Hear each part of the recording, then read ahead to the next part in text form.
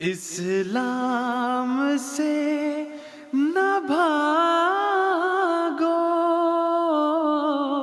राहे खुदा यही है। ऐ सोने वालों जागो, शम्सु दुहा यही। আউযুবিল্লাহি মিনাশ শাইতানির রাজিম। আউযুবিল্লাহি মিনাশ শাইতানির রাজিম। বিসমিল্লাহির রহমানির রহিম। দর্শকবৃন্দ, আসসালামু আলাইকুম ওয়া রাহমাতুল্লাহি ওয়া বারাকাতুহু। দর্শকবৃন্দ, আজ 7ই মার্চ 2026 এবং রাহেদার সরাসরি সম্প্রচার নিয়ে জার্মানি থেকে আমরা পুনরায় আপনাদের সমীপে উপস্থিত হয়েছি। রীতি অনুযায়ী আমাদের আজকের অনুষ্ঠানও সরাসরি আপনাদের সামনে উপস্থাপন করা হচ্ছে এবং এই অনুষ্ঠানকে সরাসরি উপস্থাপন করার উদ্দেশ্য হচ্ছে, যদি আপনাদের মাথায় আহমদিয়া জামাতের ধর্মবিশ্বাস সম্পর্কে, আহমদিয়া জামাতের শিক্ষামালা সম্পর্কে বা ইসলাম সম্পর্কে কোনো ধরনের প্রশ্ন জাগে, তাহলে টেলিভিশন পর্দায় অনুষ্ঠান চলাকালীন সময় নাম্বার দেখানো হবে।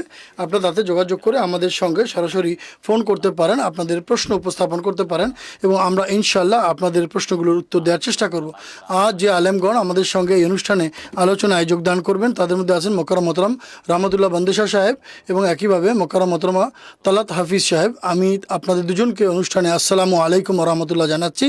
দর্শকবৃন্দ, রাহেদা আর এই যে অনুষ্ঠান জার্মানির স্টুডিও থেকে আপনাদের সমীপে সম্প্রচার করা হচ্ছে, এটি এই সিরিজের চতুর্থ প্রোগ্রাম। এই অনুষ্ঠানে আমরা আলোচনা করছি হযরত আকদাস মসিহ মাউদ আলাইহিসসালাতু ওয়াসসালাম, অর্থাৎ হযরত মির্জা গোলাম আহমদ কাদিয়ানী আলাইহিসসালাতু ওয়াসসালাম, যিনি আহমদিয়া জামাতের পবিত্র প্রতিষ্ঠাতা। তার প্রতি বিভিন্ন যে আপত্তি করা হয় এবং মহানবী সাল্লাল্লাহু আলাইহি ওয়াসাল্লামের যে ভবিষ্যৎবাণী রয়েছে, এগুলোর ভুল বুঝাবুঝি যে রয়েছে সেগুলো দূর করা সম্পর্কে আমরা আলোচনা করছি। খোদা তাআলা মুসলমানদের সঙ্গে পবিত্র কোরআনে প্রতিশ্রুতি দিয়েছেন এবং এটি একটি প্রতিশ্রুত ওয়াদা আল্লাহ তাআলা মুসলমানদের দিয়েছেন, আমি তোমাদেরকে একটি পুরস্কার দান করব। এবং সেই পুরস্কার খোদা তাআলা এভাবে শর্তযুক্ত করেছেন যে ওমাইয়ুতিল্লাহ ওয়ার রাসূলা, এবং যে ব্যক্তি আল্লাহ এবং এই রসুল অর্থাৎ মহানবী সাল্লাল্লাহু আলাইহি ওয়াসাল্লামের আনুগত্য করবে, ফাউলাইকা মাআল্লাযীনা আনআমা আল্লাহু আলাইহিম, এরাই তারা এরা তাদের সঙ্গে যুক্ত হবেন যারা মোনেম আলাইহিম, অর্থাৎ যাদেরকে আল্লাহ তাআলা পুরস্কার দিয়েছেন। এরপর আল্লাহ তাআলা সেই পুরস্কারের ব্যাখ্যাও করেছেন, সেই পুরস্কারগুলো কি যা আমি তোমাদেরকে দান করব। সেখানে খোদা তাআলা বলছেন নবীন, তাদেরকে নবীদের দলভুক্ত করব, তাদের মধ্যে নবুয়ত প্রবর্তিত হবে, এরপর শহীদ সিদ্দিকদের দলভুক্ত করব। এরপর সবশেষে আল্লাহ বলছেন এরা সর্বোত্তম বন্ধু, সর্বোত্তম সাথী, সর্বোত্তম দল, যে দলে মানুষ প্রবেশ করে দলভুক্ত হয়। একইভাবে মহানবী সাল্লাল্লাহু আলাইহি ওয়াসাল্লাম কথা বলেছেন যে একজন মসিহ ইমাম মাহদী আসবেন, যিনি মহানবী সাল্লাল্লাহু আলাইহি ওয়াসাল্লামের নিষ্ঠাবান প্রেমিক হিসেবে আসবেন, যিনি মহানবী সাল্লাল্লাহু আলাইহি ওয়াসাল্লামের নবুয়ত থেকে কল্যাণমণ্ডিত হবে, মহানবী সাল্লাল্লাহু আলাইহি ওয়াসাল্লামের কল্যাণ ধারাকে মানুষের সামনে পৌঁছে দিবেন এবং তিনি উম্মতি নবী হবেন। মহানবী সাল্লাল্লাহু আলাইহি ওয়াসাল্লামের পর নতুন কোনো শরীয়ত নিয়ে নবী আসতে পারেন না। খোদা তাআলা তাকে খাতামান নবীনের পদমর্যাদা দান করেছেন, কিন্তু খাতামান নবীনের অর্থ এটি নয় যে সেই নবুয়তের মর্যাদা কেউ লাভ করতে পারবে না। মহানবী সাল্লাল্লাহু আলাইহি ওয়াসাল্লামের আনুগত্যে যেভাবে আল্লাহ তাআলা পবিত্র কোরআনে স্পষ্টভাবে বলে দিয়েছেন, খোদা তাআলা এখনও সেই পুরস্কার এখনও উম্মতকে দান করবেন, কিন্তু এই পুরস্কার লাভের শর্ত হচ্ছে মহানবী সাল্লাল্লাহু আলাইহি ওয়াসাল্লামের পূর্ণ আনুগত্য এবং খোদা তাআলার পূর্ণ আনুগত্য করতে হবে। এরপর খোদা তাআলা নবীদের দলেও তা অন্তর্ভুক্ত করবেন। এটি এমন একটি পুরস্কার যে জন্য আল্লাহ তাআলা মুসলমানদেরকে দোয়াও শিখিয়েছেন। প্রত্যেক দিন তোমরা আমার কাছে এই দোয়া প্রার্থনা করো, আমাদেরকে সরল সোজা পথে পরিচালিত করো। ইহদিনাস সিরাতাল মুস্তাকিম সিরাতাল্লাযীনা আনআমতা আলাইহিম, তুমি যাদের প্রতি পুরস্কার নাযিল করেছো আমাদেরকে তাদের দলভুক্ত করো। যখন আমরা সূরা নিসার আয়াতের দিকে লক্ষ্য করি, খোদা তাআলার যে পুরস্কার সেটিও আমরা বুঝতে পারি যে কিভাবে খোদা তাআলা সেই পুরস্কার তার উম্মতকে বা মুসলমানদেরকে মহানবী সাল্লাল্লাহু আলাইহি ওয়াসাল্লামের আনুগত্যের শর্তে দান করেছেন বা করেন। আমরা এই বিষয়ে আলোচনা করছি। হযরত আকদাস মসিহ মাউদ আলাইহিসসালাতু ওয়াসসালাম খোদা তাআলার পক্ষ থেকে একজন নবী হিসেবে এই পৃথিবীতে প্রেরিত হয়েছেন। মহানবী সাল্লাল্লাহু আলাইহি ওয়াসাল্লামের ভবিষ্যৎবাণী অনুযায়ী তিনি এই পৃথিবীতে আবির্ভূত হয়েছেন। হযরত মসিহ মাউদ আলাইহিসসালাতু ওয়াসসালামের নবুয়ত অর্থাৎ জিল্লি নবুয়ত, উম্মতি নবুয়ত, মহানবী সাল্লাল্লাহু আলাইহি ওয়াসাল্লামের কল্যাণকে তিনি বিশ্বের দরবারে পৌঁছে দিচ্ছেন। এটি বোঝার চেষ্টা আমরা করছি এবং আমরা এটি বোঝার চেষ্টা করছি হযরত মসিহ মাউদ আলাইহিসসালামের দাবি কি সেটি আমরা বোঝার চেষ্টা করব। তালাত হাফিজ সাহেব আপনি উপস্থিত আছেন, আপনার কাছে আমি প্রথম প্রশ্নটি রাখবো। আমরা বিগত অনুষ্ঠানে এই আলোচনা করেছিলাম যে হযরত আকদাস মসিহ মাউদ আলাইহিসসালাম উম্মতি নবী হওয়ার দাবি করেছেন। মহানবী সাল্লাল্লাহু আলাইহি ওয়াসাল্লামের উম্মতি নবী হওয়ার সম্পর্কে তার মহানবী সাল্লাল্লাহু আলাইহি ওয়াসাল্লামের অনুসরণের ফলে তিনি এই পদমর্যাদা লাভ করেছেন। যদি আমাদের আহমদী সদস্য যারা আছেন তারা যদি চিন্তা করেন তাহলে তাদের পক্ষ থেকে এই প্রশ্ন ওঠে যে যদি তিনি জিল্লি নবী হওয়ার দাবি করেন তাহলে এটি তো একদিকে মহানবী সাল্লাল্লাহু আলাইহি ওয়াসাল্লামের দাবিই হলো। এর ফলে এই দাবি হয় যে মোহাম্মদ সাল্লাল্লাহু আলাইহি ওয়াসাল্লামের কে খোদা আল্লাহ সাল্লাম পাঠিয়েছেন, মহানবী সাল্লাল্লাহু আলাইহি ওয়াসাল্লাম দ্বিতীয়বার আবার পৃথিবীতে এসেছেন। এই সম্পর্কে আপনি বিষয়টি ব্যাখ্যা করবেন। আউযুবিল্লাহি মিনাশ শাইতানির রাজিম, বিসমিল্লাহির রহমানির রহিম। যেভাবে আপনি বললেন কথা হচ্ছে জিল্লি এবং বরুজি নবী সম্পর্কে যখন কথা হয়, যখন প্রমাণ দেয়া হয় যে আহমদিয়া জামাতের বিশ্বাসের মধ্যে থেকে দুটি বিশ্বাস এমন, যদি এর প্রতি দৃষ্টিপাত করা হয় যে মহানবী সাল্লাল্লাহু আলাইহি ওয়াসাল্লামের পুনরাবির্ভাব এবং হযরত মির্জা সাহেবের জিল্লি নবুয়ত বা উম্মতি নবুয়ত, এই দুটি বিষয় সামনে এনে তারা বোঝানোর চেষ্টা করে যে মির্জা সাহেব নাউজুবিল্লাহ মহানবী সাল্লাল্লাহু আলাইহি ওয়াসাল্লামের সমতুল্য নবী হওয়ার দাবি করেছেন। এরপরে এই অর্থ দাঁড় করানোর চেষ্টা করে যে মির্জা সাহেব রাসূলুল্লাহ সাল্লাল্লাহু আলাইহি ওয়াসাল্লামের যেহেতু সমতুল্য নবী ছিলেন নাউজুবিল্লাহ, এর অর্থ দাঁড়ায় যে দুইজন মোহাম্মদ, এক মোহাম্মদ তিনি যিনি আরবে জন্মগ্রহণ করেছিলেন, আর দ্বিতীয়জন হচ্ছেন হযরত মির্জা সাহেব যিনি কাদিয়ান অর্থাৎ ভারতে জন্মগ্রহণ করেছেন। এই বিষয়টি মনে রাখতে হবে যে হযরত মির্জা সাহেব কখনো এই অর্থে নিজের জন্য জিল শব্দটি ব্যবহার করেননি। বিগত অনুষ্ঠানে আমরা বিভিন্ন উদ্ধৃতি উপস্থাপন করেছি যার সারমর্ম দাঁড়ায় যে হযরত মসিহ মাউদ আলাইহিসসালাম নিজেকে সেই অর্থেই মহানবী সাল্লাল্লাহু আলাইহি ওয়াসাল্লামের জিল বা প্রতিচ্ছায়া আখ্যা দিয়েছেন, যে অর্থে আল্লাহ তাআলা পবিত্র কোরআনে রাসূলুল্লাহ সাল্লাল্লাহু আলাইহি ওয়াসাল্লামকে নিজের জিল বা প্রতিচ্ছায়া আখ্যা দিয়েছেন। এই দৃষ্টিকোণ থেকে যে ঘটনা রয়েছে, বদরের যুদ্ধে মুসলমানদের সংখ্যা খুব কম ছিল, তাদের সামনে কুরাইশদের বিশাল সেনাদল ছিল সমরাস্ত্র নিয়ে। সেই যুগে মহানবী সাল্লাল্লাহু আলাইহি ওয়াসাল্লাম দোয়াও করেছিলেন, কিন্তু তিনি এক মুষ্টি কঙ্করও নিক্ষেপ করেছিলেন কুরাইশ সেনাদলের উদ্দেশ্য করে। এ থেকে জানা যায় যখন তিনি কঙ্কর নিক্ষেপ করেন তখন এর সাথে সাথে এক প্রবল তুফান আরম্ভ হয় এবং এই বাতাসের যে গতি তা মুসলমানদের দিক থেকে কাফেরদের দিকে প্রবাহিত হতে আরম্ভ করে। এর ফলে কাফেররা অন্ধকার মতো হয়ে যায় এবং মুসলমানদের তাদেরকে হত্যা করা সহজ হয়ে যায়। আল্লাহ কোরআনে বলছেন, ওমা রামাইতা ইদ রামাইতা, হে রসুল সাল্লাল্লাহু আলাইহি ওয়াসাল্লাম যখন তুমি সেই কঙ্কর নিক্ষেপ করেছিলে তুমি কঙ্কর নিক্ষেপ করনি, ওয়ালাকিন্নাল্লাহ হারামা, আল্লাহ তাআলা সেই কঙ্কর নিক্ষেপ করেছিলেন। একইভাবে হুদায়বিয়ার সফর যখন করেছিলেন মহানবী সাল্লাল্লাহু আলাইহি ওয়াসাল্লাম, প্রকৃতপক্ষে তার উদ্দেশ্য ছিল তিনি মক্কায় গিয়ে উমরা করবেন, কিন্তু কুরাইশরা হুদায়বিয়ার প্রান্তরের আগে আর যেতে দেয়নি, সেখানেই তাকে বাধ্য হয়ে অবস্থান নিতে হয় এবং সংলাপের জন্য তিনি উসমান রাদিয়াল্লাহু আনহুকে মুসলমানদের পক্ষ থেকে দূত হিসেবে মক্কায় প্রেরণ করেছিলেন। হযরত উসমান রাদিয়াল্লাহু আনহু মক্কায় ছিলেন। এই গুজব ছড়িয়ে পড়ে যে হযরত উসমান রাদিয়াল্লাহু আনহুকে শহীদ করে দেওয়া হয়েছে। তখন মহানবী সাল্লাল্লাহু আলাইহি ওয়াসাল্লাম হুদায়বিয়ার প্রান্তরে হযরত উসমান রাদিয়াল্লাহু আনহুর প্রতিশোধ নেওয়ার জন্য সকল সাহাবীর কাছ থেকে বয়াত গ্রহণ করেছিলেন এবং এই বয়াতটি ইসলামের ইতিহাসে বয়াতে রিজওয়ান নামে সুপরিচিত। এর উল্লেখ করতে গিয়ে পবিত্র কোরআনে আল্লাহ তাআলা বলেন, সূরা ফাতর আয়াত 11 নম্বর আয়াত, ইন্নাল্লাযিনা ইউবাইউনাকা, হে নবী সাল্লাল্লাহু আলাইহি ওয়াসাল্লাম সেসব মানুষ যারা তোমার হাতে বয়াত করছে, ইন্নামা ইউবাইউনাল্লাহ, তারা তোমার হাতে নয় বরং আল্লাহর হাতে বয়াত করছে। ইয়াদুল্লাহ ফাওকা আইদিহিম, আর তাদের হাতের উপরে আল্লাহ তাআলার হাত রয়েছে। এখন দেখুন এই দুটি আয়াত, যদি কোনো মুসলমানদের ধর্মবিশ্বাস উপরে আপত্তি করে যে এর থেকে বোঝা যায় যে নাউজুবিল্লাহ যখন আল্লাহ তাআলা মুহাম্মদ সাল্লাল্লাহু আলাইহি ওয়াসাল্লামের হাতকে নিজের হাত আখ্যা দিয়েছেন আর মহানবী সাল্লাল্লাহু আলাইহি ওয়াসাল্লামের কাজকে নিজের কাজ আখ্যা দিয়েছেন, তখন তৌহিদ বলে তো কিছু থাকলো না। এর অর্থ তো এটিই দাঁড়ায়, যদি কেউ আপত্তি করতে চায় তাহলে এর অর্থ দাঁড়াবে যে নাউজুবিল্লাহ মহানবী সাল্লাল্লাহু আলাইহি ওয়াসাল্লাম আল্লাহ তাআলার সমতুল্য বা সমকক্ষ, অথবা এই অর্থ করা কি সঠিক হবে যে দুইজন খোদা, একজন খোদা তখন প্রান্তরে ছিলেন আরেকজন যে উপস্থিত আছেন? আমরা এই উত্তরই দিব যে এটি ইসলামী শিক্ষার পরিপন্থী। ঠিক একই অর্থে হযরত মির্জা সাহেব নিজেকে রসুলের জিল বা প্রতিচ্ছায়া আখ্যা দিয়েছেন। অতএব এই আয়াতের অর্থ কী দাঁড়ায়? কেন আল্লাহ তাআলা মহানবী সাল্লাল্লাহু আলাইহি ওয়াসাল্লামের হাতকে নিজের হাত আখ্যা দিয়েছেন? পবিত্র কোরআন থেকেই আমরা এর ব্যাখ্যা জানতে পারি। পবিত্র কোরআনে আল্লাহ তাআলা মহানবী সাল্লাল্লাহু আলাইহি ওয়াসাল্লামকে যে অনেক যে উপাধি দিয়েছেন তার মধ্যে একটি লকব ছিল আব্দুল্লাহ। আব্দুল্লাহর অর্থ হচ্ছে সেই মানুষ যিনি খোদা তাআলার দাসত্বে নিজেকে পুরোপুরি বিলীন করে দিয়েছেন, অর্থাৎ ফানাফিল্লার সর্বোত্তম মর্যাদায় অধিষ্ঠিত হয়েছেন। ফলে কি হয়েছে, মহানবী সাল্লাল্লাহু আলাইহি ওয়াসাল্লাম নিজের আর কোনো সংকল্প অবশিষ্ট ছিল না। তার ওঠা বসা, তার প্রতিটা চলাফেরা সব কিছু খোদা তাআলার খাতিরে ছিল। এই জন্য মানুষ তার কাজের মধ্যে খোদা তাআলার কাজ এবং তার সংকল্পের মধ্যে খোদার সংকল্প দেখতে পেতেন। এই বিষয়টিকে স্পষ্ট করার জন্য আল্লাহ তাআলা আদেশ দিয়েছিলেন তাকে, হে রসুল তুমি ঘোষণা করে দাও, কুল ইন্না সালাতি ওয়া নুসুকি, আমার নামাজ, আমার কোরবানি, ওয়া মাহইয়ায়া ওয়া মামাতি লিল্লাহি রাব্বিল আলামিন, অর্থাৎ আমার জীবন মরণ সব কিছু শুধুমাত্র আল্লাহ রাব্বুল আলামিনের জন্য। অর্থাৎ এই দুটি আয়াতের মধ্যে যেখানে বদর যুদ্ধ এবং হুদায়বিয়ার সন্ধি উল্লেখ রয়েছে, এখানে উল্লেখ পাওয়া যায় যে মহানবী সাল্লাল্লাহু আলাইহি ওয়াসাল্লাম নিজেকে খোদার সত্তায় বিলীন করে দিয়েছিলেন। তাই খোদা তাআলার গুণ এবং বৈশিষ্ট্য তার হস্ত দ্বারা প্রকাশিত হয়েছে। এবং সাধারণ জগতেও আমরা উদাহরণ দেখতে পারি, লোহা, যদি লোহাকে আগুনে পোড়ানো হয় তাহলে একটি সময় আসে সেই লোহাও আগুনের বৈশিষ্ট্য ধারণ করে, আগুনের মতোই লাল হয়ে যায় এবং আগুনের মতোই মানুষকে পুড়াতে পারে। কিন্তু লোহা তো লোহাই থাকে, লোহা তো কখনো আগুন হয় না। একইবারে যখন কোনো দাস তার মনিবের সত্তায় বিলীন হয়ে যায়, তখন সেই গোলামের মধ্যে তার মালিকের বৈশিষ্ট্য প্রকাশ পায়। এই অর্থেই হযরত মসিহ মাউদ নিজেকে জিল এবং বুরুজ আখ্যা দিয়েছেন।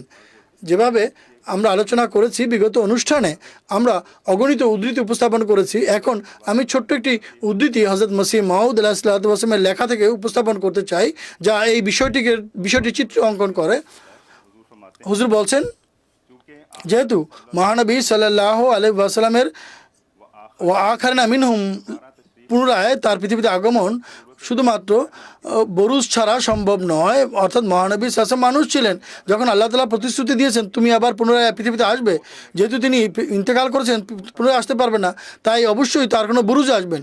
বুরুজের ব্যাখ্যা করতে গিয়ে এই জন্য মহানবী সাল্লাল্লাহু আলাইহি ওয়াসাল্লামের আধ্যাত্মিকতা এমন এক ব্যক্তিকে নিজের জন্য বেছে নিয়েছেন, যিনি খুলক, খু এবং হিম্মত, হামদর্দি এবং সব গুণাবলীতে তার সমতুল্য ছিল। এবং তাকে আহমদ মোহাম্মদ নাম দেওয়া হয়েছে, যাতে এটি বোঝা যায় যে তার আবির্ভাব হুবহু মহানবী সাল্লাল্লাহু আলাইহি ওয়াসাল্লামেরই আবির্ভাব ছিল। অর্থাৎ মির্জা সাহেবের দৃষ্টান্ত একটি আয়নার মতো, দর্পণের মতো। সেই দর্পণে মহানবী সাল্লাল্লাহু আলাইহি ওয়াসাল্লামের চিত্রই দেখা যাচ্ছে। এই সমস্ত কিছু ব্যাখ্যা করার পরও যদি কোনো আহমদী বন্ধু হযরত মির্জা সাহেবের লেখার মধ্যে থেকে এই ভুল ধরার চেষ্টা করে যে নাউজুবিল্লাহ মির্জা সাহেব নিজেকে মহানবী সাল্লাল্লাহু আলাইহি ওয়াসাল্লামের সমতুল্য নবী হওয়ার দাবি করেছেন, নাউজুবিল্লাহ, যে পৃথিবীতে দুইজন নবী মুহাম্মদ, এটি ঠিক নয়। এটি তো যেভাবে একজন আহমদী বদরের আয়াত বা হুদায়বিয়ার সন্ধির আয়াত নিয়ে এটি প্রমাণ করার চেষ্টা করবে যে দেখো ইসলামের মধ্যে তৌহিদ বলতে কিছু নেই, ইসলাম তো দো খোদার উল্লেখ করে, আপনাদের রসুল নাউজুবিল্লাহ খোদার সমকক্ষ, কেননা আপনাদের গ্রন্থে লেখা আছে তিনি আল্লাহর হাত ছিলেন। আর মজার বিষয় হচ্ছে, যখন সাধারণ মানুষের প্র্যাকটিস, বাচ্চাদের নাম অধিকাংশ মুসলমান নবীদের নামে রেখে থাকে এবং এর পিছনে তাদের একটি পূর্ণ উদ্দেশ্য থাকে, যদি সন্তানদের নাম কোনো নবীর নামের আকাঙ্ক্ষা রাখে, এই বাচ্চাও সেই নবীর মতোই পুণ্যবান হবে। আল্লাহ তাআলা ভালো জানে কতজন বাচ্চা আছে যে বাচ্চারা নবীদের পদাঙ্ক অনুসরণ করে।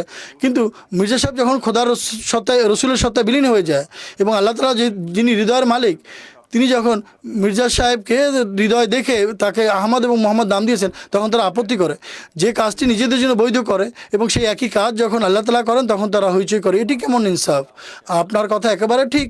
হযরত মসিহ মাউদ আলাইহিস সালাম একথা বলেছেন, যদি আমার বিরুদ্ধে আপত্তি করতে চাও, সেই আপত্তি পূর্ববর্তী নবীদের উপরেও করতে হবে। মহানবী সাল্লাল্লাহু আলাইহি ওয়াসাল্লামের সত্তার দিকে যদি আমরা তাকাই এবং পবিত্র কোরআনে যেভাবে আপনি আয়াত উদ্ধৃত করে বললেন যে নাউজুবিল্লাহ, তারকে তো বলতে হবে যে তিনি খোদা হওয়া দাবি করছেন। জাযাকুমুল্লাহ তালাত সাহেব, আমরা এ বিষয়ে পরিধান করা উচিত যে যেভাবে আপনি উল্লেখ করলেন যে পুরো লেখা যদি দেখা হয় তাহলে মানুষ একটি সমাধান উপনীত হতে পারে, মীমাংসা উপনীত হতে পারে।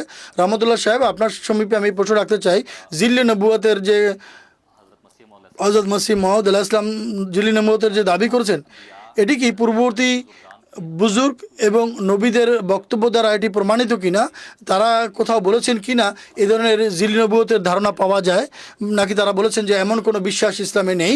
জাযাকুমুল্লাহ। বিসমিল্লাহির রহমানির রহিম। আমরা বিগত অনুষ্ঠানে যেভাবে আলোচনার শুরুতে বলেছিলাম, জিল্লি নবুয়ত এমন বিষয়, এমন পরিভাষা, অর্থের নিরিখে কোরআন এবং হাদিসে হুবহু একই অর্থে ব্যবহৃত হয়েছে। বিগত অনুষ্ঠানে আমরা আল্লামা ইবনে ওয়ার্দির উদ্ধৃতি শুরুতে উপস্থাপন করেছিলাম। আল্লামা ইবনে ওয়ার্দি স্বয়ং ঈসা আলাইহিস সালাম বেঁচে আসেন বলে বিশ্বাস করেন। সকল বিতর্ক তো এটি নিয়েই যে মসিহ মুহাম্মদ সাল্লাল্লাহু আলাইহি ওয়াসাল্লাম বলেছেন যে আমি ঈসার মসিল এবং পূর্ববর্তী ঈসা মারা গিয়েছেন এবং আমি তার সদৃশ নবী হিসেবে এসেছি। মহানবী সাল্লাল্লাহু আলাইহি ওয়াসাল্লামের হেদায়েত প্রচার করার জন্য, মহানবী সাল্লাল্লাহু আলাইহি ওয়াসাল্লামের গুণ এবং বৈশিষ্ট্য বিশ্বে প্রচার করার জন্য এসেছে। ইমাম ইবনে ওয়ার্দি খুব চমৎকার একটি বাক্য লিখেছেন, অথচ তিনি নিজেই ঈসার বেঁচে থাকায় বিশ্বাস করেন। তিনি বলেছেন, কালাত ফিরকাতুন একটি ফিরকার বিশ্বাস বা মতবাদ হচ্ছে ঈসা আলাইহিস সালাম সশরীরে পুনরায় পৃথিবীতে আসবেন না, বরং তিনি বলেছেন কালাত ফিরকাতুন নজুলু ঈসা খুরুজু রাজুলু ঈসা ফি ফাজলে ওয়া শরফে। নজরুল ঈসা বলতে ফজিলতে, শরফে, সম্মান এবং কল্যাণের দিক থেকে হযরত ঈসা আলাইহিস সালামের মতো কোনো ব্যক্তি জন্মগ্রহণ করবে। এবং তিনি বলছেন এটি কোনো সমস্যার বিষয় নয়। আমাদের সাধারণ প্রচলিত প্রবাদ, আমরা রাজুলিল খায়রে ফালাকুন, আমরা পুণ্যবান লোকদেরকে ফেরেশতা বলি আর অনিষ্টকারীকে শয়তান বলি, অনিষ্টকর ব্যক্তিকে শয়তান বলে বসি। এবং তিনি কোথা থেকে অন্য কোথাও থেকে নেয়নি, পবিত্র কোরআনে আছে। সূরা ইউসুফে আমরা বিগত অনুষ্ঠানে বলেছিলাম যে ফেরাউনের স্ত্রী অন্যান্য মহিলাদের ডাকেন, তার তিনি দাওয়াত রাখেন, তখন ইউসুফ আসলাম সামনে আসেন। তখন হযরত ইউসুফ আলাইহিস সালামের শব্দ হচ্ছে মা হাজা বাশারুন, ইনি মানুষ নয়, ইন হাজা ইল্লা মালাকুন করিম, ইনি তো একজন সম্মানিত ফেরেশতা। ইন ও ইল্লা যখন আরবি ভাষা আসে তখন তাকিদ বা জোর দেওয়ার জন্য আসে। যেভাবে হযরত আল্লামা ইবনে ওয়ার্দি বলেছিলেন, পুণ্যবান মানুষের জন্য মালাকুন পরিভাষা ব্যবহার করা হয়, মুসা আলাইহিস সালামের জন্য, ইউসুফ আলাইহিস সালামের জন্য সে একই শব্দ ব্যবহার করা হয়েছে। আর শয়তানের মানুষের জন্য শরীর বা অনিষ্ট শব্দটি ব্যবহার হয়।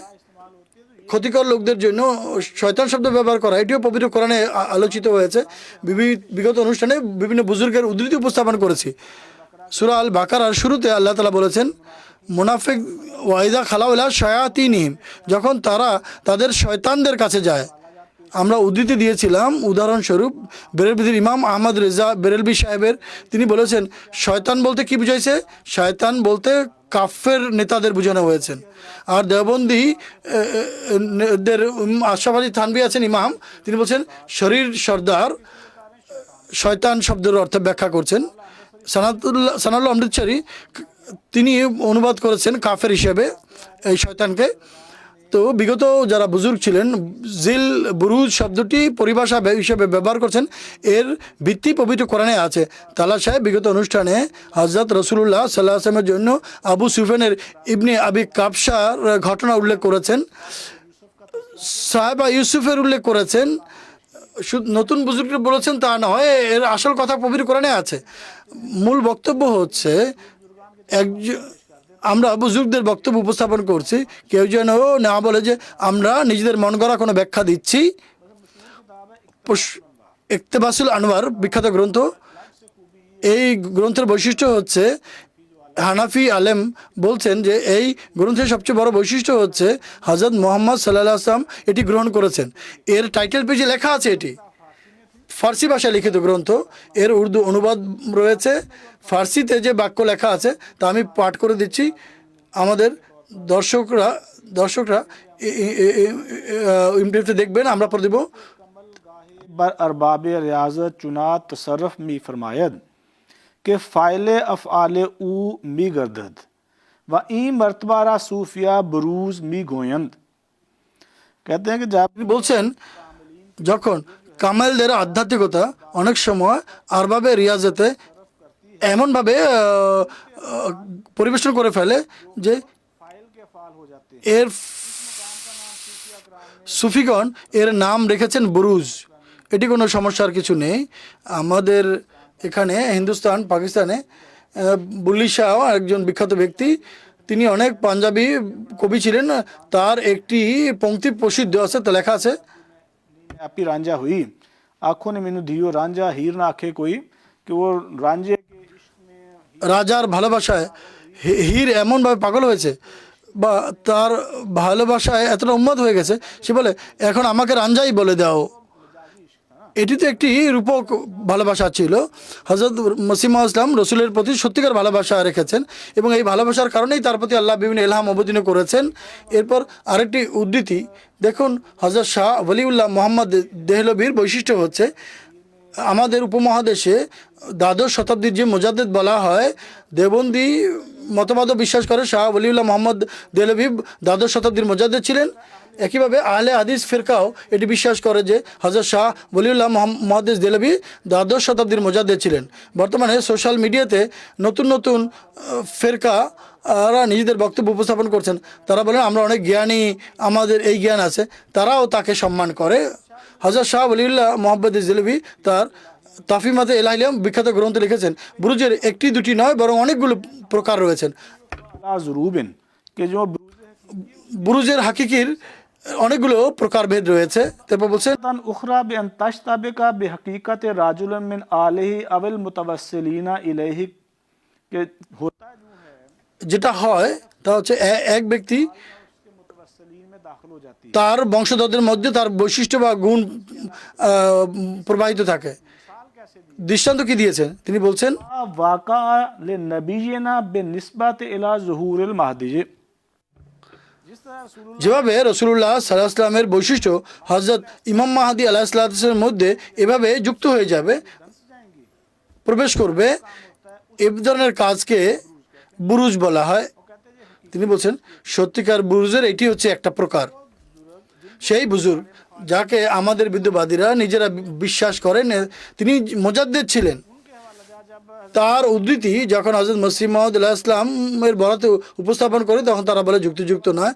পবিত্র কোরআন থেকে উদ্ধৃতি দেয় তখন তারা বলে না না, ওখান থেকে উদ্ধৃতি দিবেন না। জানি না এরা কেমন মানুষ। একইভাবে দেখুন আরেকটি উদ্ধৃতি আমি আপনাদের সামনে উপস্থাপন করছি।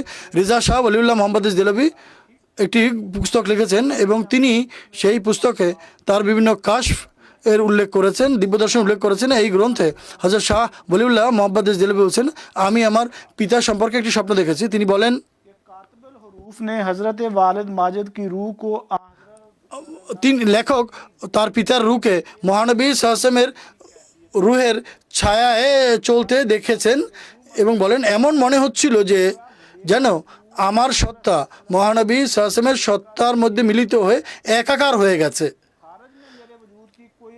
আমার সত্তার কোনো ভিন্ন অস্তিত্বই ছিল না। এর উর্দু অনুবাদ আমাদের টেলিভিশন পর্দায়ও দেখানো হয়ে থাকবে।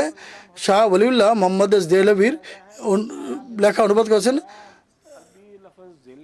আরবি শব্দ হচ্ছে জিল বা প্রতিচ্ছবি।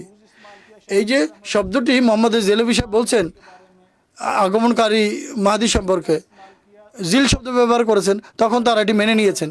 কিন্তু মসিহ মাউদ আলাইহিস সালাম যখন পরিভাষা হিসাবে সুফিগণ যখন এই শব্দ ব্যবহার করছেন সেটি তিনি ব্যবহার করলে তারা বলে না হতে পারে না। পবিত্র কোরআনে কথা বললেন তিনি নীতিমত এই শব্দ ব্যবহার করছেন আগমনকারী মাহদী সম্পর্কে।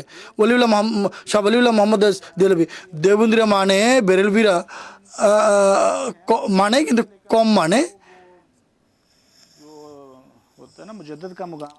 মুজাদ্দেদ হিসাবে তারা তাকে বিশ্বাস করে না। আহলে হাদিসরা তাকে মুজাদ্দেদ হিসাবে মানে।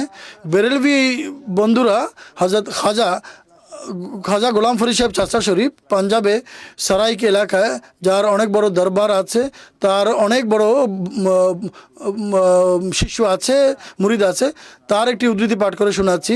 হযরত গোলাম ফরিদ সাহেব চাচা শরীফের তিনি বলেন রু কাকে বলে, বুরুজ কাকে হয়, জিল কাকে বলে। তিনি বলছেন বুরুজ হচ্ছে এক রু অন্য রুহের কাছে যায়। কিভাবে যায়? তিনি বলেন হুজুর হযরত মুহাম্মদ সাল্লাল্লাহু আলাইহি ওয়াসাল্লাম বারেজ, অর্থাৎ মহানবী সাল্লাল্লাহু আলাইহি ওয়াসাল্লামের রু অন্য রুহের উপরে প্রভাব বিস্তার করে। তিনি বলছেন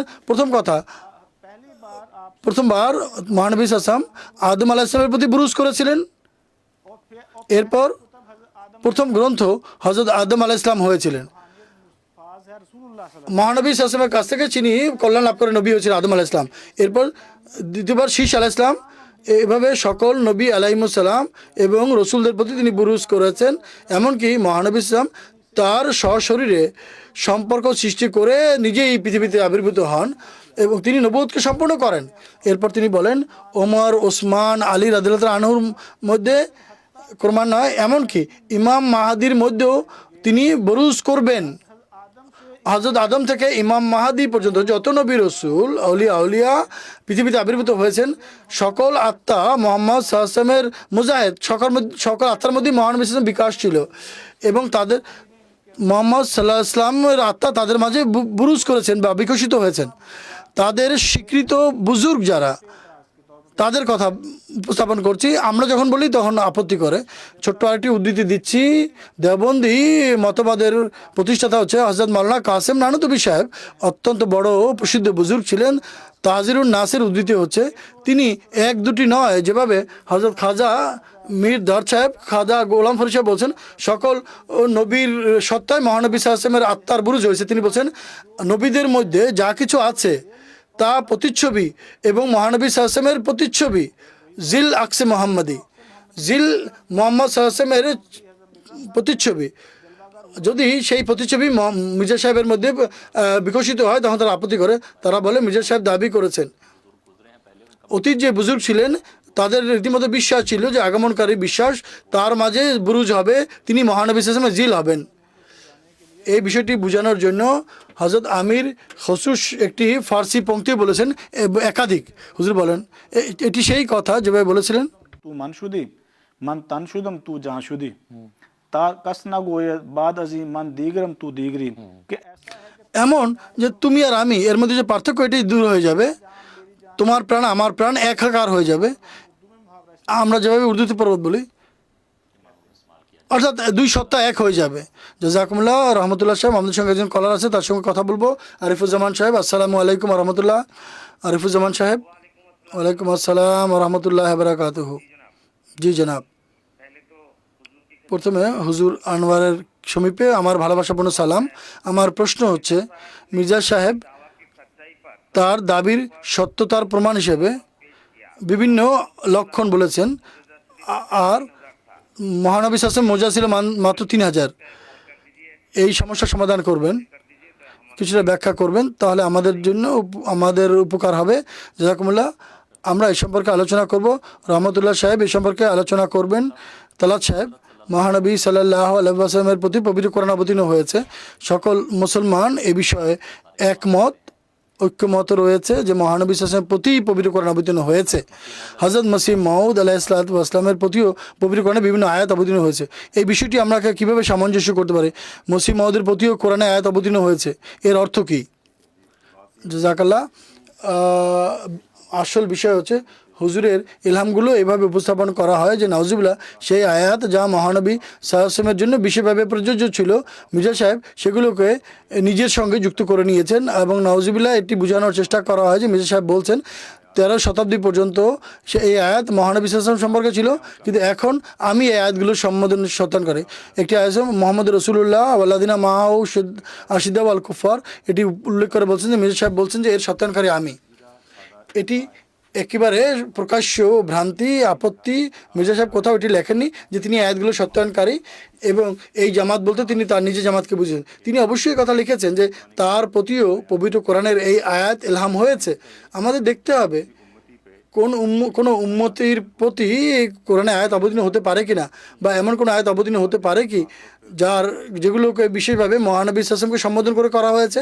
এই বিষয়ে উম্মতের বুজুর্গদের জীবন চরিত্রের প্রতি যখন আমরা দৃষ্টিপাত করি, তারাতে একটি আয়াতের কথা বলছে। মহিউদ্দিন ইবনে আরবি অনেক বড় একজন সুফি ছিলেন, তার গ্রন্থ আছে ফতুয়াতে মক্কিয়া, তাতে তিনি লিখেছেন পবিত্র কোরআন কারোর প্রতি অবতীর্ণ হতে পারে। তার আরবি ভাষা আমি পড়ে দিচ্ছি। তিনি লিখেছেন, যালিকা তানাজ্জুলুল কুরআনে আলা কুলুবিল আউলিয়া মান কাতা, কে जो অর্থাৎ যারা আউলিয়া তাদের হৃদয়েও পবিত্র কোরআন নাজেল হতে পারে। কোরআন করিম নাজেল হওয়ার ধারাশা নেই। हालांकि वो कुरान करीम की সেই পবিত্র কোরআন সূরা আকারে সকল আউলিয়ার কাছে আছে। তারপরে আউলিয়াদের প্রতি কোরআন কেন নাজেল করছেন এর ব্যাখ্যা করতে গিয়ে বলেন, लेकिन लहुम ज़ौक़ुल इंजाल, लेकिन কিন্তু আল্লাহ তাআলা এমন নৈকট্যপ্রাপ্তদেরকে কোরআনের মজা আস্বাদন করতে চান এবং এই যে মোকাম আউলিদের মধ্যে আল্লাহ তাআলা কাউকে দান করেছেন। এ থেকে বোঝা যায় একটি দুটি আয়াত নয়, বরং পুরো পবিত্র কোরআনও অবতীর্ণ হতে পারে। আবার উদাহরণস্বরূপ ভারতের বিভিন্ন বুজুর্গ ছিলেন, এর মধ্যে খাজা মীর দরসাহেব একজন সুফি বুজুর্গ ছিলেন, ইলমুল কিতাব লিখেছেন। তিনি সুফি ছিলেন, তিনি পবিত্র কোরআনে জ্ঞান নিয়ে বিতর্ক করেছেন, আলোচনা করেছেন। তিনি নিজের এলহাম উল্লেখ করেছেন এই বইয়ে, এবং সেই এলহামের মধ্যে থেকে 20টির চেয়ে বেশি পবিত্র কোরআনে সেই আয়াত রয়েছে যা বিশেষভাবে মহানবী সাল্লাল্লাহু আলাইহি ওয়াসাল্লামকে সম্বোধন করে নাজিল হয়েছে। একটি আয়াত ওয়ানজির আশিরাতাকাল আকরাবিন, সূরা শুআরার আয়াত। যখন মহানবী সাল্লাল্লাহু আলাইহি ওয়াসাল্লামের প্রতি রেসালাতের আদেশ নাজিল হয়েছিল শুরুতে, তখন আল্লাহ আদেশ দেন যে তবলিগের সূচনা কীভাবে করবে, তোমার যারা নিকট আত্মীয় তাদের মাধ্যমে, তাদেরকে ডেকে তাদের মাধ্যমে তবলিগের সূচনা করো। এই আয়াত বিশেষভাবে মহানবী সাল্লাল্লাহু আলাইহি ওয়াসাল্লামের প্রতি অবতীর্ণ হয়েছিল, খাজা মীর দরদ সাহেবের প্রতি অবতীর্ণ হয়েছিল। আপত্তিকারীরা কি বলবে, খাজা দরদ সাহেব নাউজুবিল্লাহ মহানবী হওয়া দাবি করেছেন বা মহানবী হয়ে গেছেন। মসিহ মাউদ আসলাম যদি অবতীর্ণ হয় তাহলে তারা আপত্তি করবে। মৌলভী আবদুল্লাহ গজনবী অনেক ব্যক্তি ছিলেন, কাশফ এবং এলহাম লাভ হতো, তিনি বুজুর্গ ছিলেন। তার মুরিদ ছিলেন আব্দুল জব্বার গজনবী, তিনি তার জীবনচরিত সম্পর্কে বই লিখেছেন, সাওয়ানে মৌলভী আবদুল্লাহ গজনবী এই বইয়ের নাম। এবং এই গ্রন্থে তিনি মৌলভী আবদুল্লাহ গজনবী সাহেবের বিভিন্ন বা অসংখ্য এলহামের উল্লেখ করেছেন। দুই একটি মহানবী সাল্লাল্লাহু আলাইহি ওয়াসাল্লামের জন্য বিশেষভাবে যে আয়াত নাজিল হয়েছিল তার উল্লেখ করেছেন। ওয়া নিউসুরকা লিল ইউসা, সূরা আলার 9 নম্বর আয়াত। আমরা তোমার জন্য রসুল সুবিধা শিখব ওয়ালা সফা ইউতিকা রাব্বুকা ফাতারদা, হে রসুল আল্লাহ তাআলা তোমাকে এমন কিছু দান করবে তুমি সন্তুষ্ট হবে। আলাম নাশরা লাকা সাদরাক, আমরা কি তোমার জন্য তোমার বক্ষকে মুক্ত করিনি। তিনি লিখেছেন এই সব আয়াত যা মহানবী সাল্লাল্লাহু আলাইহি ওয়াসাল্লামের জন্য প্রযোজ্য, এগুলো মৌলভী আবদুল্লাহ গজনবীর প্রতি অবতীর্ণ হয়েছে। আর মৌলভীদের জন্য সমস্যার বিষয় হচ্ছে তারা এই আধ্যাত্মিকতা জগতে তাদের কোনো অংশ নেই। যখনই তাদের প্রতি, অথচ এরা কোরআনের আয়াত নাজিল হওয়ার দাবি করে, তখন এই মৌলভীর সেই যুগের মৌলভীরাও চিৎকার করেছিল যে কাফের হয়ে গেছে। তখন তার পুত্র একটি পুস্তক লিখেছেন, তাতে তার পিতার উপরে যে আপত্তি করেছেন তার সমাধান দিয়েছেন। তিনি বলছেন ইসবাতুল এলহাম অল বায়া, এলহামের সত্য হওয়া।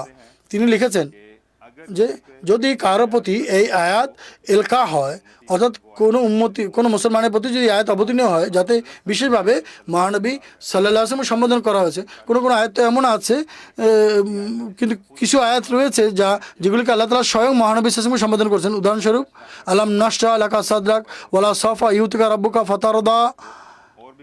আরও অনেক আয়াত রয়েছেন, এগুলো উল্লেখ করেছেন তিনি এই উদ্ধৃতিতে। অবশ্যই তিনি ফলাফল কি দাঁড় করেছেন, তাহলে রীতি অনুযায়ী ফলাফল এটি দাঁড়াবে তাদের দূরদর্শিতা এবং সন্তুষ্টি এবং পুরস্কারের হেদায়েত। সেই ব্যক্তি তার আধ্যাত্মিকতার মহানবী সাল্লাল্লাহু আলাইহি ওয়াসাল্লাম হচ্ছেন মানুষের মেরাজ, তার মতো পদমর্যাদা কোনো মানুষ পৌঁছে পারে না। কিন্তু সেই অলিয়া তিনি তারা আধ্যাত্মিকতার কল্যাণে মহানবী সাল্লাল্লাহু আলাইহি ওয়াসাল্লামের যতটুকু লাভ করবেন ততটুকু সেই পুরস্কার লাভ করবেন। তিনি বলছেন এই আদেশ নিষেধে মহানবী সাল্লাল্লাহু আলাইহি ওয়াসাল্লামের মধ্যে তাকে অন্তর্ভুক্ত জ্ঞান করা হবে, অর্থাৎ তিনি নিজ সত্তায় তিনি যেন এক ছোট্ট মোহাম্মদ হয়ে যাবেন নিজ গণ্ডিতে। এবং এই আয়াত এমন যে কিছু ব্যাখ্যা করা যেতে পারে। হযরত শেখ নিজামুদ্দিন আউলিয়া অনেক বড় একজন সুফি ছিলেন, তার প্রতি ওমা আরসালনাকা ইল্লা রাহমাতাল লিল আলামিন কয়েকবার অবতীর্ণ হয়েছে। এখন এই আয়াত তো বিশেষভাবে মহানবী সাল্লাল্লাহু আলাইহি ওয়াসাল্লাম সম্পর্কিত। মহানবী সাল্লাল্লাহু আলাইহি ওয়াসাল্লামকে আল্লাহ তাআলা রাহমাতুল লিল আলামিন বলেছেন, বিশ্বের জন্য আশীর্বাদ করে পাঠিয়েছেন। এখন তার একজন মুরিদ গ্রন্থ লিখেছেন, এই অংশ লিখেছেন শেখ সাহেব, এই এলহামের উল্লেখ করেছেন। তিনি বলেছেন শেখ নিজামুদ্দিন আউলিয়া বলছেন একদিন এক সুন্দর যুবক যার চেহারা চাঁদের মতো খুব সুন্দর ছিল আমার কাছে এসে বলতে আরম্ভ করে ওমা আরসালনাকা ইল্লা রাহমাতাল লিল আলামিন, অর্থাৎ হে নবী আমরা আপনাকে সমগ্র বিশ্বের জন্য রহমত স্বরূপ আশীর্বাদ স্বরূপ প্রেরণ করেছি। তিনি বলেন এই বক্তব্য শুনে আমি লজ্জায় মাথা নত করি, কেননা এই সম্বোধন তো হযরত পয়গম্বর সাল্লাল্লাহু আলাইহি ওয়াসাল্লামের জন্য নির্ধারিত বা বিশ্বব্যাপী প্রযোজ্য। নিজামকে যে তাকে এই ভাষায় সম্বোধন করা হবে, তিনি লিখেছেন আমি বারবার মাথা নিচু করেছি আর তিনি বারবার এই একই শব্দে আমাকে সম্বোধন করছিল ওমা আরসালনাকা ইল্লা রাহমাতাল লিল আলামিন। এই যে কয়েকটি উদ্ধৃতি আমি উপস্থাপন করলাম, এর থেকে বোঝা যায় কোনো উম্মতি মুসলমানের প্রতি পবিত্র কোরআনের আয়াত যে আয়াতগুলিতে বিশেষভাবে মহানবী সাল্লাল্লাহু আলাইহি ওয়াসাল্লামকে সম্বোধন করা হয়েছে সেই আয়াত অবতীর্ণ হওয়া কোনো আপত্তির বিষয় নয়। আমাদের যে বিষয়টি দেখতে হবে, যখন কোনো উম্মতির উপরে এই আয়াত অবতীর্ণ হয় এই ঘোষণা তিনি কিভাবে দিচ্ছেন? যদি তিনি এর ঘোষণা এভাবে দেন যে নাউজুবিল্লাহ, যে এখন মোহাম্মদ সাল্লাল্লাহু আলাইহি ওয়াসাল্লাম নবুয়তের আর প্রয়োজন নেই, আমি তার জায়গায় আমি এসেছি, কোনো মুসলমান এটি মানবে না। আর দ্বিতীয় দিক হচ্ছে, তিনি যদি এই ঘোষণা দেন যে মহানবী সাল্লাল্লাহু আলাইহি ওয়াসাল্লামের ভালোবাসার কল্যাণে আমার খোদা আমার প্রতি দয়ার্দ হয়েছেন এবং তার অনুসরণে আমাকে পুরস্কার দিচ্ছেন, তাহলে আর কেউ আপত্তি করতে পারে না, বরং এটি তো খোদাকে ভালোবাসার একটা পরিচয়। তিনি বলছেন, তুমি আমাকে ভালোবাসতে চাইলে রসুলকে ভালোবাসো, যদি তার অনুসরণ করো আমাকে লাভ করবে। এটি মহানবী মসিহ মাউদ ইসলামের বিশ্বাস। তিনি বলেন, সেই নূরে আমি বিভোর, তার মতোই আমি হয়ে গেছি, অর্থাৎ মোহাম্মদ মুস্তাফা সাল্লাল্লাহু আলাইহি ওয়াসাল্লামের পরিপূর্ণ দাস আমি পুরোপুরি তার সত্তায় নিজেকে বিলীন করে দিয়েছি। তিনিই সব কিছু, আমার সত্তার কোনো মূল্য নেই। এটিই চূড়ান্ত মীমাংসা। হযরত মির্জা সাহেবকে যেসব নিদর্শন প্রদর্শন করেছেন, যে জ্ঞান তাকে দান করেছেন, তা মির্জা সাহেবের জ্ঞান নয়, তা মূলত মহানবী সাল্লাল্লাহু আলাইহি ওয়াসাল্লামেরই জ্ঞান। তিনি বলেছেন, আমরা সব কিছু তার কাছ থেকেই পেয়েছি, হে খোদা তুমিই সাক্ষী, তিনি আমাকে সত্য দেখিয়েছেন, সেই খোদা এটি। অর্থাৎ সমগ্র বিশ্বকে তিনি যা কিছু দিচ্ছেন তা সব কিছু মহানবী সাল্লাল্লাহু আলাইহি ওয়াসাল্লামেরই উৎকর্ষ পরাকাষ্ঠা, তার নিজের কিছু নেই। জাযাকাল্লাহ। মহানবী সাল্লাল্লাহু আলাইহি ওয়াসাল্লামের কল্যাণ যা বহমান রয়েছে। তালাত সাহেব জাযাকাল্লাহ রহমতুল্লাহ সাহেব আরিফুজ্জামান সাহেব প্রশ্ন করেছিলেন যে যদি হযরত মসিহ মাউদ আলাইহিসসালাম মহানবী সাল্লাল্লাহু আলাইহি ওয়াসাল্লামের অনুসরণকারী হন, তাহলে তিনি বলেছেন আমার নিদর্শনাবলী 10 লক্ষের অধিক, আমার মাধ্যমে খোদা তাআলা 10 লক্ষের অধিক নিদর্শন প্রকাশ করেছেন, অথচ মহানবী সাল্লাল্লাহু আলাইহি ওয়াসাল্লামের নিদর্শন ছিল মাত্র 3000। এই বিষয়টি কিভাবে সামঞ্জস্য করবেন ব্যাখ্যা করুন প্লিজ। খুবই আফসোস হয় যখন আমাদের বিরুদ্ধবাদীরা এই ধরনের আপত্তি করে। তারা জানে যে আপত্তি করছে, এটি কোনো মোকাবেলা রাখেনি, এটি ভিন্ন ভিন্ন জায়গা থেকে তারা বিভিন্ন পয়েন্ট এক জায়গায় একত্রিত করে তারা বিষয়টি উপস্থাপন করে এবং সমস্যার সৃষ্টি করে। একটি গ্রন্থ আছে তোফা গালডাভিয়া, সেখান থেকে নিয়েছে যে মহানবী সাল্লাল্লাহু আলাইহি ওয়াসাল্লামের কম বেশি 3000 মুজিজা সাহাবীদের দ্বারা প্রমাণিত। হাদিস রহি থেকে নিয়েছে যে 3 লক্ষ নিদর্শন আমার। এমনভাবে উপস্থাপন করবে যেন একটি বাক্য এখানে লেখা আছে, পরের বাক্য তিনি নিজে এখানে লিখে তুলনা করেছেন। এটি ছিল ইহুদিদের রীতি, অর্থাৎ সত্যকে বিকৃত করে উপস্থাপন করবে এবং বাচনভঙ্গির ঊর্ধ্বে উঠে উপস্থাপন করবে।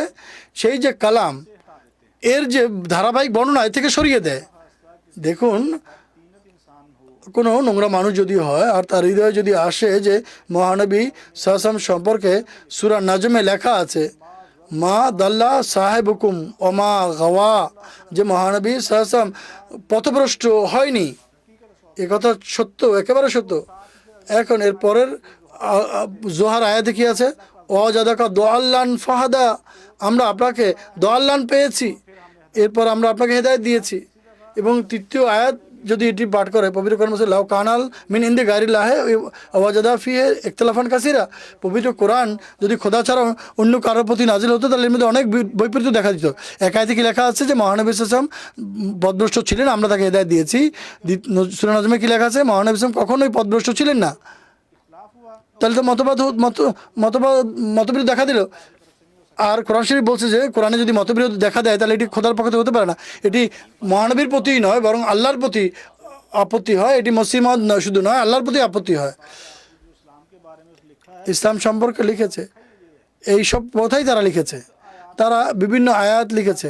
কখনো খোদা বলে আমি উচ্চস্বরে শুনি, কখনো কিছু বলেছেন, কখনো অন্য কিছু বলেছেন, কখনো তিনি বলছেন পূর্ববর্তী জাতিদের অগ্রাধিকার দিয়েছি, তারপর বলছেন নবীকে শ্রেষ্ঠত্ব দিয়েছি, আবার বলছেন আল্লাহ যিকরিল্লাহি তাতমাইন্নুল কুলুব, আল্লাহর স্মরণে হৃদয় প্রশান্তি লাভ করে।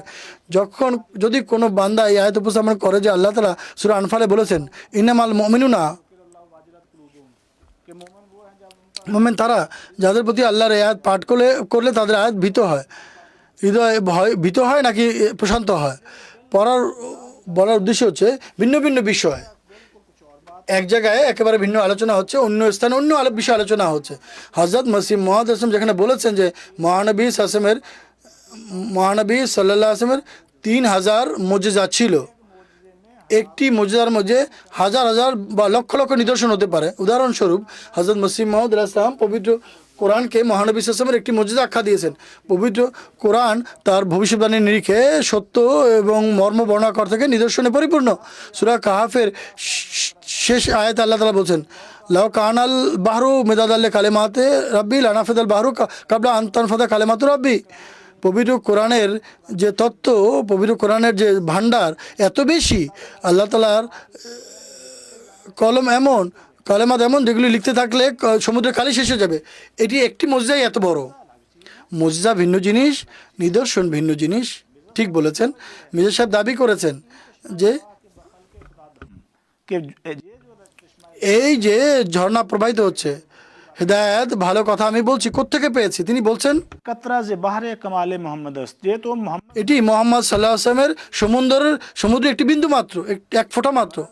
অতএব হজরত মসিহ মহম্মদ আলাইহিসসালাম শুধুমাত্র, যেভাবে আমি বললাম, হজরত মসিহ মহম্মদ আলাইহিসসালাম আক্ষরিক অর্থ লিখেছেন যে মহানবী সাল্লাল্লাহু আলাইহি ওয়াসাল্লামের মুজিজা আমার নিদর্শনাবলীর মধ্যে কোনো তুলনাই হতে পারে না। একজন খ্রিস্টান ছিল, সে মসিহ মহম্মদ ইসলামের কাছে প্রশ্ন করে, তিনি উত্তর দেন।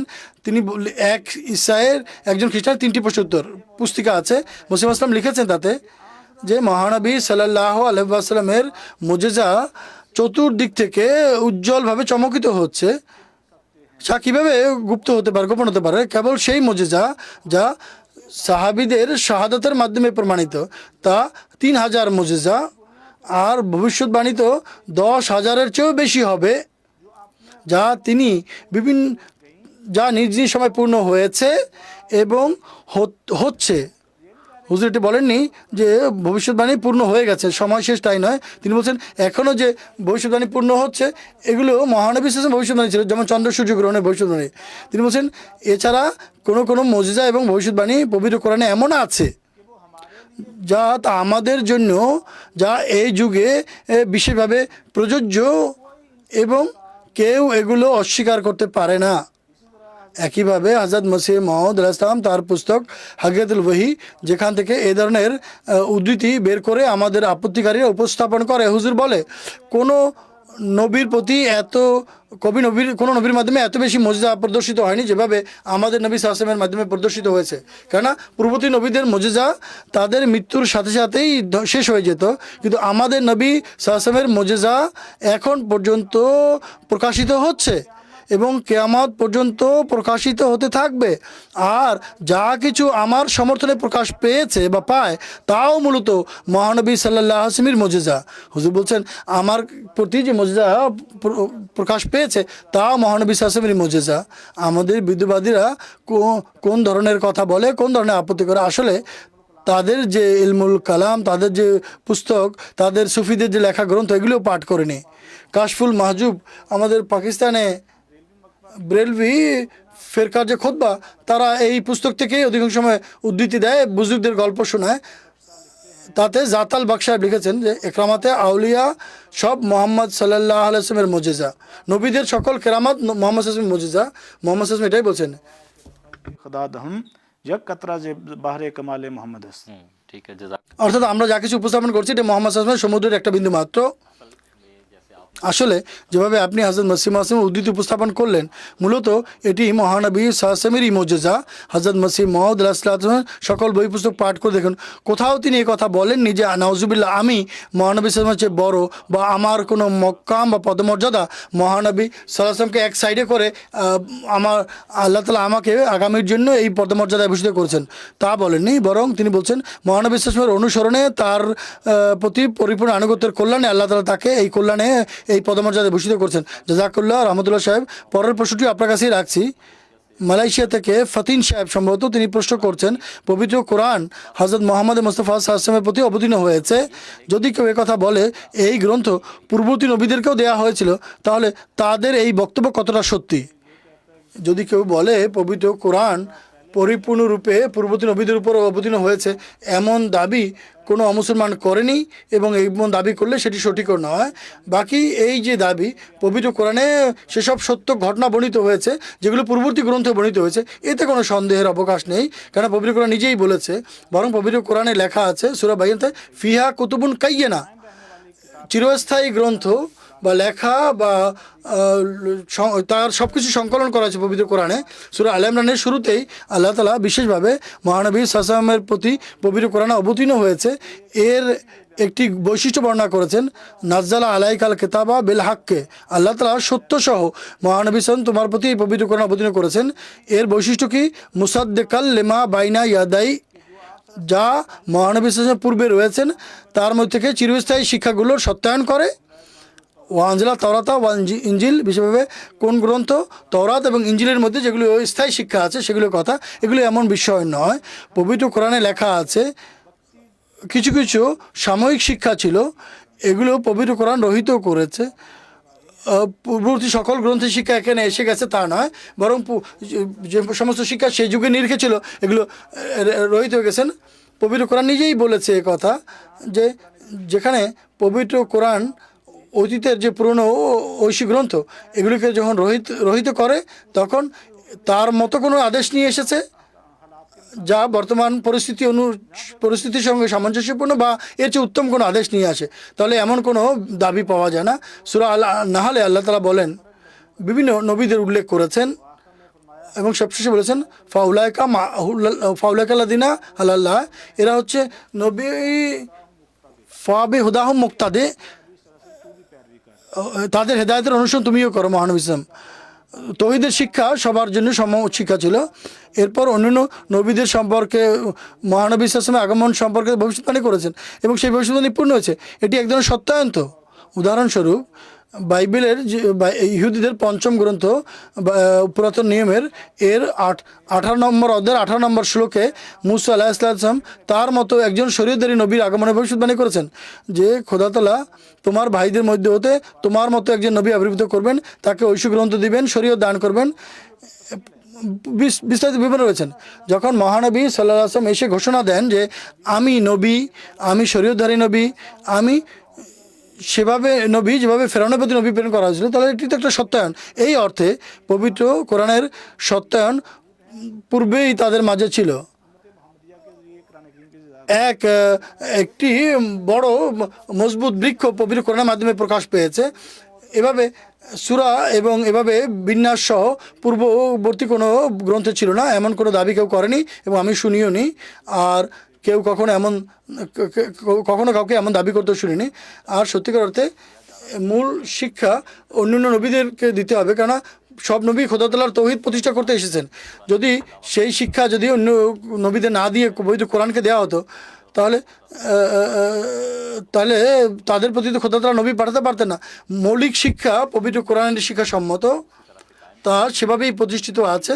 কিন্তু সাময়িক যে শিক্ষা ছিল অন্যান্য নবীর প্রতি তা আল্লাহ তাআলা মনসুখ করে পবিত্র কোরআনে কিয়ামত পর্যন্ত প্রতিষ্ঠিত থাকবে এমন আদেশ নাযিল করে দিয়েছেন। জাযাকাল্লাহ রহমতুল্লাহ সাহেব, তালাত সাহেব, আপত্তিকারী ব্যক্তিরা সবসময় কোনো না কোনো পথ খুঁজে বেড়ায়, কোনো না কোনোভাবে যেন কোনো আপত্তির সুযোগ সে খুঁজে বেড়ায়। একইভাবে হযরত মসিহ মাউদ আলাইহিস সালামের প্রতি এই আপত্তি করা হয় যে তিনি রোজা রাখেননি, রমজানের প্রতি সম্মান প্রদর্শন করেননি। তিনি একবার রমজান মাস ছিল তখন তিনি কোনো পেয়ালায় পানি পান করেছেন বা কিছু পান করেছেন।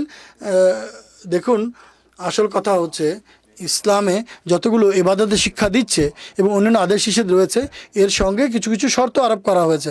অর্থাৎ নামাজের যে ইবাদত, দেখুন নামাজের জন্য আবশ্যক হচ্ছে মানুষ যেন বুদ্ধিমান হয়, বিচক্ষণ হয়। নামাজের জন্য আবশ্যক হচ্ছে নির্ধারিত সময়ে যেন নামাজ পড়া হয়। পবিত্র কোরআনে আদেশ হয়েছে নামাজ তোমাদের জন্য বিধিবদ্ধ করা হয়েছে, নির্ধারিত সময়ে ফরজ করা হয়েছে। কিবলামুখী হওয়া আবশ্যক, উজু করা আবশ্যক, পুরো সুস্থ বুদ্ধি সচেতন থাকতে হবে, এই ধরনের শর্ত রয়েছে। এবার রোজা, জাকাত, আল্লাহর ঘরের হজ, সকল ইবাদতের জন্য কিছু না কিছু শর্ত নিরূপণ করা হয়েছে। রমজানের যে ফরজ রোজা, এর শর্তগুলোর মধ্যে একটি শর্ত হচ্ছে মানুষ যেন মুকিম হয়, অর্থাৎ মানুষ যেন সফরে না থাকে। আরেকটি শর্ত হচ্ছে মানুষ যেন স্বাস্থ্যবান থাকে, অসুস্থ না হয়। পবিত্র কোরআনে আল্লাহ তাআলা বলেছেন, আল্লাহ তাআলা বলছেন সূরা বাকারার আয়াতে 186 নম্বর আয়াতে, ওমান কানা মারিদান আও আলা সাফারিন, অর্থাৎ যদি কেউ রমজান মাসে অসুস্থ হয় বা সফরে থাকে ফাইদ্দাতুম মিন আইয়ামিন উখার, তাহলে তিনি রমজান মাস শেষ হওয়ার পরে অন্য দিনই এই ভাঙা রোজাগুলো রাখবে। ইউরিদুল্লাহ বিকুমুল ইউসরা, আল্লাহ তাআলা এই আদেশের মাধ্যমে তোমাদের জন্য সহজ সাধ্যতা সৃষ্টি করেছেন। ওলা ইউদিকুমুল ইউসরা, আল্লাহ তোমাদের জন্য কাঠিন্য করতে চান না। আল্লাহ জানেন মানুষের উপরে বিভিন্ন সময় আসে, কখনো অসুস্থ হয়, কখনো স্বাস্থ্যবান থাকে। যে অসুস্থ হবে তখন রমজান মাসে সে রোজা রাখবে না, অন্য মাসে পূর্ণ করবে। যে ঘটনার ভিত্তিতে আপত্তি করা হয় এটি অমৃতসরের ঘটনা। হুজুর সেখানে সফর করে গিয়েছিলেন, আর পবিত্র কোরআনের আয়াত অনুযায়ী মুসাফিরের জন্য রোজা রাখা ফরজ নয়। যখন রোজা রাখা ফরজই নয় তখন আপত্তি করা এটি সর্বপ্রথম বিশ্বাসঘাতকতা। আর পবিত্র কোরআনের যে তফসির এটি হাদিস থেকেও পাওয়া যায়, অগণিত হাদিস রয়েছে। একটি হাদিসে এসেছে একজন সাহাবী বলেন যে মহানবী সাল্লাল্লাহু আলাইহি ওয়াসাল্লাম তাদের গ্রামে গিয়েছিলেন, তিনি দেখেন যে তিনি খাবার খাচ্ছেন। তখন আমি হুজুরের কাছে যাই, হুজুর বলেন তুমিও খাবার খাও। তখন তিনি বলেন হুজুর আমি তো রোজা রেখেছি। তখন মহানবী সাল্লাল্লাহু আলাইহি ওয়াসাল্লাম বলেন তুমি জানো না আল্লাহ তাআলা মুসাফিরদেরকে রোজা রাখতে বারণ করেছেন এবং অর্ধেক নামাজও মাফ করে দিয়েছেন। এটি সূরা নিসায়ের হাদিস। হুজুরের বাক্য হচ্ছে ওয়াজা আনিল মুসাফির আস-সাওমা ওয়া শাতরিস সালাত, यानी আল্লাহ তাআলা মুসাফিরদের জন্য রোজা এবং নামাজের অর্ধেক উঠিয়ে দিয়েছেন। যেভাবে সফরে নামাজ কসর করে পাঠ করা হয়, ঠিক একইভাবে রমজান মাসের ফরজ রোজা যদি মুসাফির সফর করে তখন তিনি রোজা রাখবেন না, অন্য বছর অন্য দিনে পূর্ণ করবেন। সহিহ বুখারী একটি হাদিস আছে, হযরত জাবের বিন আব্দুল্লাহ রাদিয়াল্লাহু তাআলা আনহু বর্ণনা করেন যে মহানবী সাল্লাল্লাহু আলাইহি ওয়াসাল্লাম সফরে ছিলেন। তিনি দেখতে পান যে এক জায়গায় একটি ভিড় হয়ে আছে সাহাবীদের। একজন ব্যক্তির উপরে মানুষ ছায়া দিয়ে রেখেছে কাপড় দিয়ে। জিজ্ঞেস করেন যে কি হয়েছে, তিনি বলেন যে এখানে এই ব্যক্তি রোজা রেখেছে। মহানবী সাল্লাল্লাহু তখনও বলেন যে সফরে রোজা রাখা কোনো পুণ্যের কাজ নয়। হুজুরের বাক্য হচ্ছে মিনাল বিররি আস-সাওমু ফিস সাফার, ये সহিহ বুখারী, এটি সহিহ বুখারীর হাদিস। রোজা সফর অবস্থায় রোজা রাখা কোনো পুণ্যের কাজ নয়। আর হযরত আব্দুর রহমান বিন আওফ রাদিয়াল্লাহু তাআলা আনহু একটি রিওয়ায়াত বর্ণনা করেন যে মহানবী সাল্লাল্লাহু আলাইহি ওয়াসাল্লাম বলেছেন, সুনান ইবনে মাজার হাদিস এটি, সায়মু রমাদানা ফিস সাফার, যে ব্যক্তি রমজান মাসে ফরজ রোজার সফরকালীন সময় রাখেন কাল মুফতরা ফিল হাজার, সেই ব্যক্তির মতো যে সফর করেনি কিন্তু সে জেনে শুনে রোজা রেখেছে। অর্থাৎ রমজান মাসে যে ব্যক্তি রোজা রাখে বা মুসাফের যেভাবে বাড়িতে বসে যে ব্যক্তি রোজা রাখে না, এই হাদিস থেকে কী বোঝা যায় যে পুণ্য বা নেকি এটি আল্লাহ তাআলার আনুগত্যে পাওয়া যায়। নিজের নফসকে কষ্টে নিবেদিত করা এটি কোনো পুণ্যের কাজ নয়। খোদার সন্তুষ্টির পন্থা হচ্ছে তিনি যখন কোনো কাজ পালন করা উচিত, আর কোনো কাজ করতে বারণ করলে সেই কাজ করা থেকে বিরত থাকা। কোনো মানুষ নিজের আমলের শক্তিতে খোদাকে সন্তুষ্ট করতে পারবে না। মহানবী সাল্লাল্লাহু আলাইহি ওয়াসাল্লাম নিজে এই বিষয়টি এক জায়গায় বলেছেন। সাইদ বিন আফওয়া মহানবী সাল্লাল্লাহু আলাইহি ওয়াসাল্লাম বলেছেন ইন্নাল্লাহা ইউহিব্বু আন তুতারা খাসাহু, আল্লাহ তাআলা এই বিষয়টি তেভাবেই পছন্দ করেন তার যে ছুটি তিনি যে অবকাশ দিয়েছেন তা পালন করবে, এবং যেভাবে তিনি পছন্দ করেন যে আদেশ দিয়েছেন ফরজ দিয়েছেন তার উপর যখন আমল করাবে এটি পছন্দ করেন। এ থেকে বোঝা যায় যদি আল্লাহ তাআলা ছুটি দিয়ে থাকেন যে মুসাফির রোজা রাখবে না, তাহলে মির্জা সাহেব সেই আল্লাহ তাআলার আদেশ পালন করেছেন। আল্লাহ এবং আল্লাহ রসুলের এটিই রীতি ছিল। এরপর যেভাবে শুরুতে আপনি বলেছেন যে হযরত মির্জা সাহেবের প্রতি আপত্তি করা হয়, বিগত নবীদের জীবনচরিত্র যদি দেখা হয় তাহলে কোনো না কোনো ঝলক তাদের জীবনে আমরা দেখতে পাই। হযরত ইবনে আব্বাসের রেওয়ায়েত রয়েছে, এটি বুখারীর হাদিস। তিনি বলেন যে মহানবী সাল্লাল্লাহু আলাইহি ওয়াসাল্লাম খারাজা রাসূলুল্লাহ সাল্লাল্লাহু আলাইহি ওয়াসাল্লাম মিনাল মদিনাতে ইলাল মক্কা, মহানবী সাল্লাল্লাহু আলাইহি ওয়াসাল্লাম মদিনা থেকে মক্কা অভিমুখে সফর করেন। ফাসামা হাত্তা বালাগা উসফান, এবং উসফান নামক একটি জায়গা সেখান পর্যন্ত তিনি রোজা রেখেছেন। সুম্মা দা আল মাইন, কিন্তু সে জায়গায় পৌঁছে তিনি পানি চেয়ে পাঠান। ফারাফাহু ইলা ইয়াদাইহে লে ইউরিহাউন না আসে, এবং তিনি নিজের হাত উচ্চ করে সকল লোকের সামনে পানি পান করেন যেন লোকেরা পান করতে দেখতে পারে যে তিনি রোজা ভাঙছেন। এই অবস্থায় তিনি মক্কায় পৌঁছেন, এবং এটি রমজান মাসের ঘটনা ছিল। এ থেকে বোঝা যায় যে মহানবী সাল্লাল্লাহু আলাইহি ওয়াসাল্লাম রমজান মাসে শুধুমাত্র কিছু পানাহার করছেন তাই নয়, বরং লোকদের সামনে পানাহার করছেন যাতে লোকেরা দিতে পায়। এটি বুখারী শরীফের হাদিস, এবং ইমাম বুখারী সম্পর্কে এটি প্রসিদ্ধ আছে যে তিনি ফিকুল বুখারী ফি তারাজু বিহি, ইমাম সাহেবের যে দূরদর্শিতার যদি ধারণা করতে চান তাহলে হাদিস থেকে প্রমাণ করার হচ্ছে তিনি কোনো যদি অধ্যায় লেখেন তিনি এর প্রমাণ করেন যে এই বিষয়টি এই অধ্যায়ের মধ্যে রয়েছে। তিনি এই অধ্যায়ের নাম দিয়েছেন মান আফতারা ফিস সাফারিন লে ইউরাহুন নাসে, অর্থাৎ সফর অবস্থায় অর্থাৎ রমজান মাসে সফরের সময় যদি পানাহার করে যাতে মানুষ তাকে দেখতে পায়। আর হযরত ইবনে আব্বাস রেবায়াতকারী বলছেন যে এই শব্দটি ব্যবহার করছেন যে মহানবী সাল্লাল্লাহু আলাইহি ওয়াসাল্লাম পানি পান করেছেন, তখন তিনি হাত উঁচু করে পানি করছেন লে ইউরিয়ান নাস, যেন মানুষ তার দিকে তাকে দেখতে পারে যে তিনি রোজা ভাঙছেন। এর থেকে বোঝা যায় মির্জা সাহেবের প্রতি যদি আপত্তি করতে হয় তাহলে হযরত মির্জা সাহেব যখন অমৃতসরে চায়ের পেয়ালা পান করেছিলেন তিনি তো তার মনি মহানবী সাল্লাল্লাহু আলাইহি ওয়াসাল্লামের সুন্নতের উপর আমল করেছিলেন। যেভাবে আপনি শুরুতে বলেছিলেন যে কিছু আপত্তিকারী থাকে যারা সব বিষয়ে আপত্তি করে, আল্লাহ তাআলা সব যুগে সব ধরনের মানুষ সৃষ্টি করেছেন। আমাদের পাঞ্জাব বলেন যারা এখানে আছে তার লাহোরেও আছে, যে লোক এখানে মন্দ সে লাহোরে গেলেও মন্দই থাকবে। তো এরা এমন মানুষ তাদের দ্বারা অসম্ভব নয়, তারা যদি মহানবী সাল্লাল্লাহু আলাইহি ওয়াসাল্লামের যুগে থাকতো তাহলে তারা মহানবী সাল্লাল্লাহু আলাইহি ওয়াসাল্লামের প্রতি আপত্তি করতো। জাযাকুমুল্লাহ তালেব সাহেব, রহমত সাহেব, এই প্রশ্নের ধারা বজায় রাখবো। রমজান মাসে ইতিকাফ করা হয় আর হযরত মসিহ মাউদ আলাইহিস সালাতু ওয়াস সালামের প্রতি আপত্তি করা হয় তিনি নাকি কখনো ইতিকাফ করেননি। ইসলামের একটি রোকন বা স্তম্ভ রমজানের সঙ্গে সম্পর্ক রাখে, তিনি নিজেই যদি এর উপর আমল না করেন তাহলে মসিহ মাউদ এবং ইমাম মাহদী হওয়ার দাবি কীভাবে করতে পারেন, অথচ ইসলামের একটি শিক্ষার উপর তিনি নিজে আমলই করেনি। জাযাকুমুল্লাহ। দেখুন ইফাত ইতিকাফ করা নফল ইবাদত, যেভাবে এখনই তাফসীর সাহেব সবিস্তারে বললেন যে শর্ত সাপেক্ষ, স্বাস্থ্য থাকতে হবে এবং অন্যান্য শর্তপূর্ণ হতে হবে। সূরা বাকারায় রমজানের উল্লেখ করা হয়েছে, যেখানে রমজানের রোজা মুসলমানদের জন্য মোমেন তোমাদের জন্য বিধিবদ্ধ বা আবশ্যক, যেভাবে মুসলমানদের পূর্বের লোকদের জন্য বিধিবদ্ধ করা হয়েছিল।